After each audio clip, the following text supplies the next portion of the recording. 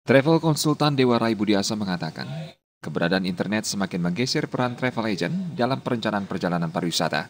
Melalui website penyedia akomodasi pariwisata, wisatawan bisa langsung melakukan transaksi.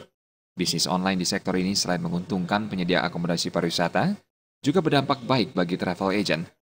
Selain menjual kamar hotel, bisnis online berpotensi optimal untuk memasarkan perencanaan perjalanan dengan pasar yang lebih luas. Memang bisnis online ini sudah lama menjadi ancaman travel agent. Kalau dari tahun 90-an di dunia pariwisata sudah berlaku ini. Oleh karena itu ya satu-satunya jalan ya kita tidak boleh mundur. Kita harus meningkatkan SDM-nya.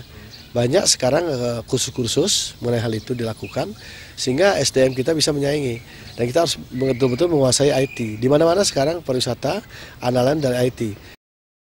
Dewa Rai Budiasa menambahkan, paket perjalanan pariwisata atau travel arrangement masih memiliki pasar yang sangat potensial.